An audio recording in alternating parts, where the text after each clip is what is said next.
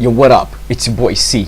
So last time we talked about speaking up, and today I'm gonna talk about the balance, because see, sometimes you will have to be out there giving your all, being a little bit more aggressive and assertive and imposing your will on the world.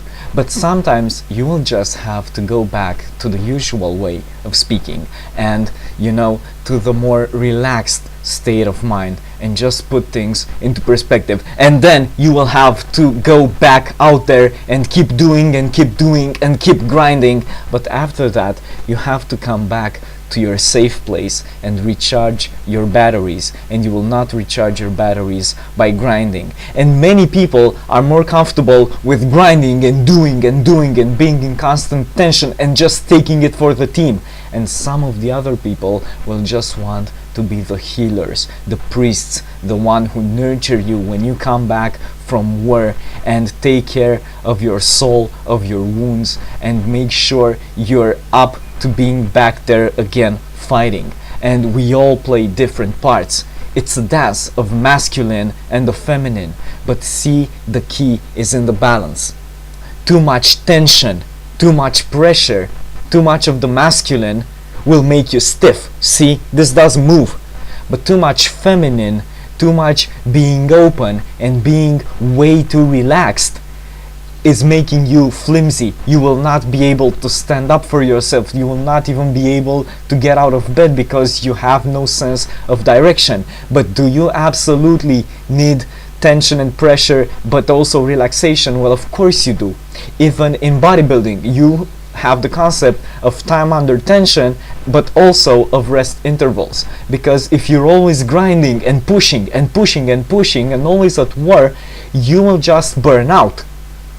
But if you're always relaxed and relaxed and relaxed and doing nothing, you will have absolutely no results, but life will keep up and life will keep demanding things from you, but you will do absolutely nothing. So in the first case, the danger is of burning out if you try too hard and try too hard and try too hard. But in the other case, when you don't try at all, the danger is of rusting out. You just catch on rust and you're good for nothing. So what is better, to burn out or to rust out? Well, neither. If you are to live a successful life, if you are to live the best life you can live, you will avoid getting burned out and getting rusted out. If you do the action, you will prevent rusting out, and if you take some rest, you will prevent burning out. But the key is having the wisdom to decide the optimum balance for those two, because sometimes you will have to go out there, and speak up and do the things you have to do and grind and grind and grind and be somewhat stiff and impose your will mostly on yourself and sometimes on the world. But some other times you just have to go back and breathe, just stretch and relax and speak, as Elliot Holt would say, from your balls, and just get it all out, release it. And you will have to do this time and time again. Just like the moon has its cycles, so must you be in touch with your own cycles. But just as the sun never really sets, it may set here, but it's always a light. Just the same, so you are always striving. Because see, you are neither just the sun, neither just the moon. You are both. Just like the moon, you have cycles, and sometimes you may be lighter and sometimes you may be darker, but just like the sun, you are always ablaze. You always have that ever-consuming passion you have in your life, and it may be different. Just as we are individual drops, and no drop is similar to any other drop, just the same, you are the ocean once you join each and every other drop. So see, at the same time, we are all connected in a sense, but we are all separate. We are all very relaxed because nothing really matters and everything is ever changing, and we are all so very engaged. We are very detached and similar to the god Apollo in all its beauty, but all its, separation from what is the base impulses of mankind. But we are also Dionysus, who is ever changing and always enjoying the pleasures of life and always destroying things to make room for new life. You are the creator and you are the destroyer. You, in fact, are a paradox, but also there's nothing paradoxical about the paradox. Get it? You are always feeling and you are always thinking, and even though they may be at odds with each other, they are in the balance. And the balance is not necessarily the middle point.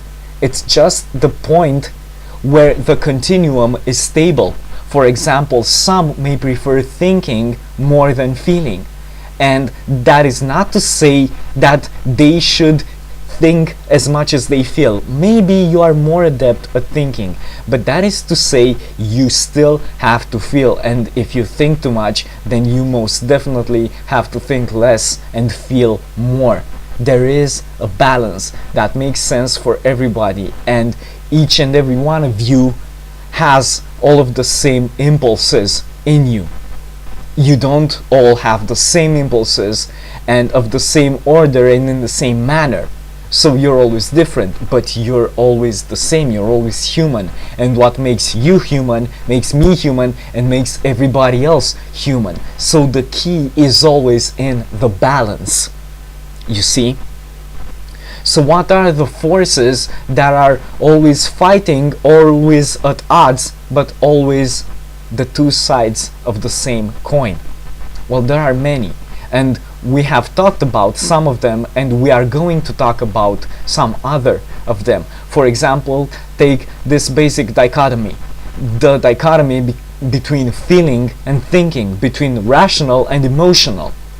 Between some people acting only if their gut feeling or their emotional feeling is good about what they're doing, and some people disregarding feeling and judging if that is the right thing to do, as in the moral, or if that is the rational thing to do, or the logical. Because see, we all worship other gods. Sure, we may all worship God, or we may not. But for some of us, the God may be reason. For some of us, the God may be tradition. For others, the God may be intuition. And for some, the God may be impulse. And we all value our God more than other gods. You see? Sorry about that. And it's about not losing balance. It's about always walking the razor's edge. You know? Because when you are able to do that, when you find your balance, you will be able to include all the diversity that is in the world and not feel detached by it. You will recognize the differences. You will honor the differences between you and every other being. You will be able to recognize how special you are and how unique and special your gifts are. But you will also be able to accept and love the others for their differences. You will be able to view life not from your point of view, but from their point of view, and see how beautiful the world is through their eyes. And you can make effective teams where your talents and their talents come together as one, and you do not lose yourself. When you acknowledge the differences, you realize that you will always be yourself, that there is no way of you not being yourself, but also in other people being themselves, they prove great value for your team. And you may be of the same orientation or different orientations, but in finding the balance, you find the middle way and the great unification principle that unites you and makes you be one with yourself. Because in definitive, that's what you yearn for. Being one with yourself. Finding inner peace. So I'll be seeing you. Find the balance.